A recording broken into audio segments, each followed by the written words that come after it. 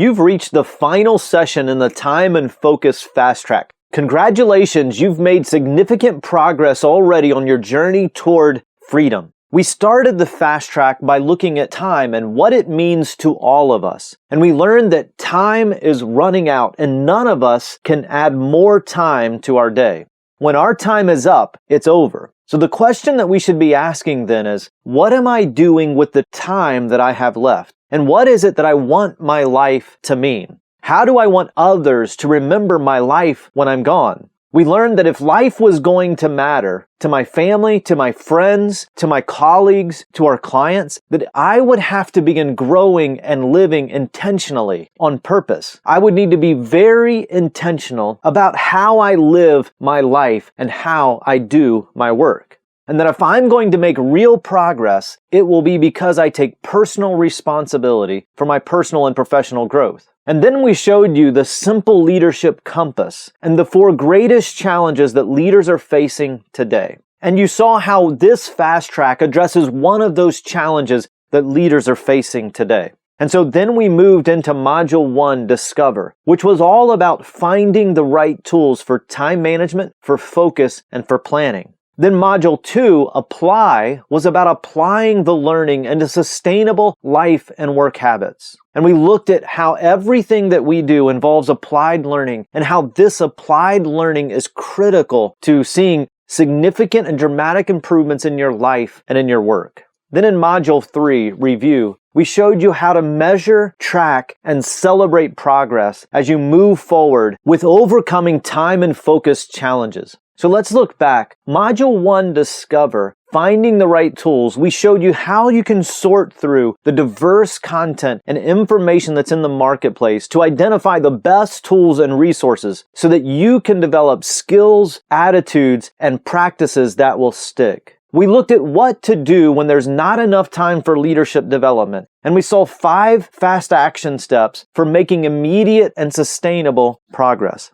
Fast action step number 1 was take control of your schedule, which was all about the mindset and a mind shift so that you can make use of tools that you may have never considered before. Then fast action step number 2 was create an annual plan. This is where you got a 30,000-foot view of what the year could look like and should look like and how you can make sure that you give attention to those top priority people and things in your life and in your work. Then fast action step number 3 was complete the best week worksheet. Complete this tool to help you create what your ideal week would look like so that you can get a whole lot closer to accomplishing what you want to accomplish every week. Then number 4 was how to set up your calendar. We took the annual plan and the best week worksheet and we showed you how to put those items right into your calendar. And then fast action step number 5 was complete the time tracking journal, which was all about as we make progress with the other tools, with the annual plan, with the best week worksheet, with setting up your calendar, the time tracking journal helps you to look deeply into how you're using your time and to ask critical questions. Does this make sense? Is this how I want to use my time?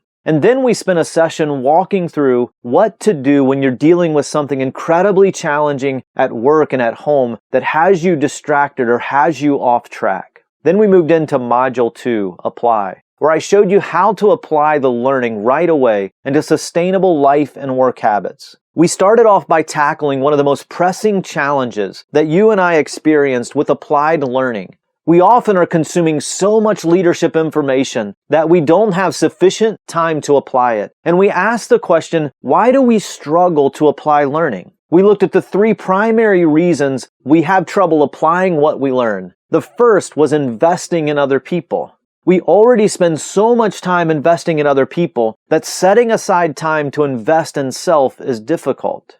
The second reason we struggle to apply what we learn is busyness and distraction. We often have so little margin that we live and work every day distracted, frustrated, and overwhelmed with busyness. And so I showed you 3 things: how to be more productive, the unbelievable power of setting your own priorities, and how to keep up with your email more effectively.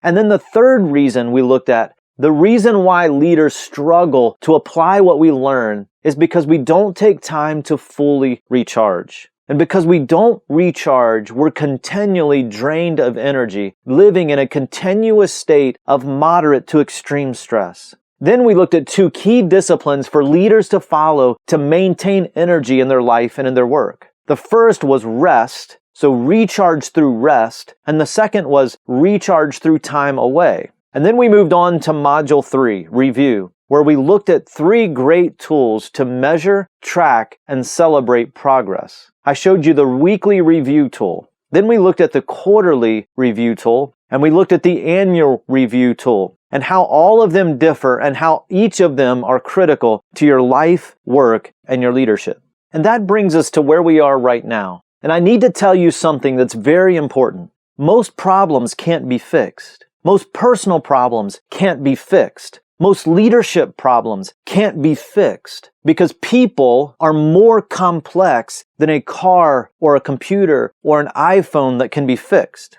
Most problems can't be fixed, but they can be avoided. Most problems can't be fixed, but you can prepare for them. You can properly prepare for leadership problems and in many cases avoid them so there's less to cope with and less to process later. In other words, you can simplify your life, work, and leadership by making these simple decisions and using these simple tools. Let me tell you a quick story. Years ago, when I was working on some of these things, I was really working at getting home on time and being home for dinner so that we could spend time together as a family. One day I got home and I was in the kitchen with my wife, standing across the counter from her, and we were talking about my day. And I planned to be home a little bit earlier, and for whatever reason, I got home a little bit later, and so we were talking about that. And my daughter had already, she'd been home from school for a while, and she'd gone across the street to play with her friend. And while we're standing there, my phone rang. And I looked down, and it's our neighbor across the street. It's his cell phone. And I remember answering the phone, and my daughter was on the other end of the line, interestingly enough. And so she says, "Dad, I'm standing here, and they're getting ready to eat dinner, and they said that I could join them for dinner." Now, I'm listening to her, and I'm thinking, okay, our friends are really nice people, and they're getting ready to eat dinner, and they don't want to kick this girl out of their house. And so they told her, "Hey, if you want to stay, you can stay for dinner." And in my mind, I'm thinking, do they have enough food? Are they doing this just to be nice? Plus, I was thinking about spending time with her and spending time with my wife over dinner. And I said, "Babe, why don't you just come on home for dinner? I'd like to see you for just a few minutes. We can eat dinner together, and then you can head back over there when dinner's over." Well, that's not what she wanted to hear. And she said, "But Dad, they said I could stay." And again, I'm thinking, they're all sitting around the table, and she's standing there with the phone, pleading with me for dinner. And I said, "Babe, just come on home. We'll eat dinner together, and then you can head back over there." Well, I expected her to say something like, "Okay, I love you, Dad. You're the best dad in the world," or something like that. That's not what I heard. All I heard on the other end of the line was a click and then silence. I looked across the counter at my wife, and I said, "I think she just hung up on me. I mean, she didn't say anything. She's frustrated with me." A few moments later, she came through the door. It was obvious that she was disappointed. And so we sat down at dinner, and it was just awkward. I tried to ask questions, and typically my daughter, who is so compliant and so friendly and so outgoing, it just didn't work that evening. And because we're such great parents, as soon as dinner was over, we let her go back over and play. Several hours later, it was time to come home, to get ready for bed, to get ready for school the next day. And so instead of calling over there, I didn't want to get hung up on again, I walk across the street. And so I walk across the street and I walk up to the door, I knock on the door, and I'm standing there for a few moments when the door opens. And it's my daughter again. And I say, "Hey babe, how's it been going?" She says, "Oh, it's good." I said, "Hey, it's time for us to go back home and to get ready for bed and to get ready for school tomorrow." And she said, "But Dad, we were just getting ready to go back out and ride bikes." And I said, "That's okay, babe. They're going to be here tomorrow. We can come back over tomorrow. It'll be fine." And she says, "But Dad, I really wanted to ride bikes one more time." And I said, "Babe, it's getting dark. It's almost dark. We need to go back. We got to get ready for bed. We got to get ready for school tomorrow." She reaches back and gets a hold of the door and then just shuts it right in my face. And I'm thinking, man, I can't be standing here when she walks out that door in a few minutes. So I pick up her brother's bike and whatever toys were laying there, and I start walking back across the street. And I walk in the front door, and once again, I begin venting to my wife. I'm like, she just slammed the door in my face, and earlier she just hung up the phone on me. We've got to say something to her about this. Madison comes in the door, and she goes upstairs and gets her bath and starts getting ready for bed. And right before she gets in bed, we say, hey, babe, why don't you come sit down and talk to us? And so we sit down on the couch and we're asking her, hey, help us understand what's going on. In fact, one of the questions that I asked her, because I always want to take responsibility from my part of the responsibility, not to enable bad behavior, but I want to make sure that there's not things that I'm doing for those who are following me to make it more difficult for them to follow. And so I asked her, what could mom and I have done differently? And almost without saying, she said, if you had just given me a time, I would have been here. If you had just given me a time for dinner, or you would have just given me a time to come home this evening, I would have been here. Now, this may not be true for every child, but we know it was true for Madison. I mean, this is a girl who's been getting herself up in the morning, every morning with her alarm clock since she was 4 years old. What she was saying was, when I'm prepared, I'm better able to respond in the moment. When you're prepared, you're better able to respond in the moment. And so the way to avoid leadership problems and the way to avoid problems in general is to prepare for them, to prepare for the, quote, unexpected that comes at us in our life and our work and our leadership. And that's what this fast track and these tools have been all about, helping you to much better prepare for the unexpected that's going to come at you later today, that's going to come at you later this week and later this year. And when it does, you're going to remember this moment. And what you'll remember is one of two things. Either I was intentional with the tools or I was accidental. Either I applied them consistently or I set them aside and I walked away. To experience transformation, you must consistently apply the principles to your life, your work, and your leadership. Everything that we do at Guidestone involves proven universal principles and requires applied learning. See, a principle is not a rule that you follow. Principles follow you. A principle is not something that you choose to apply. They apply to you. A principle is not like a rule or a law that you can break, but if you ignore them, they can break you. A principle is not something that's invented. They're experienced or explained. And you can leverage a principle for your benefit, or you can ignore it to your demise. See, you don't have a problem that needs to be fixed. You have a direction that needs to change. And many leaders are working and living in the wrong direction. And so often we don't even realize it. See, you're always lost before you realize it. And you often don't even know at which point you got lost. Your direction is the best indicator of your destination or where you'll end up. If your current situation isn't working out, you don't need to fix it. You don't need a solution. You need a new direction. You can't wish your way back. You can't even pray your way back. You must make the decision to change direction.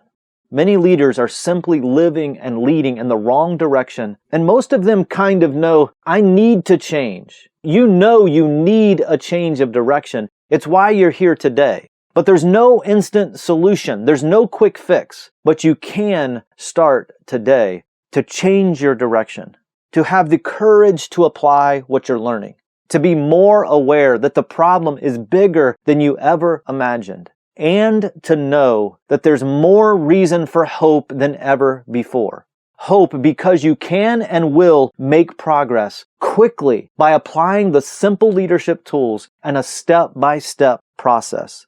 If you change direction, your reality will eventually change. If you change your direction, it'll make your life better and it'll make you better at life. If you change direction, it'll make your work better and you will get better at your life's work. If you change direction, it will make your leadership better and you will get better at leading. I want you to end up somewhere on purpose with a purpose. And if you choose the intentional path rather than the accidental path, two things will be very different for you.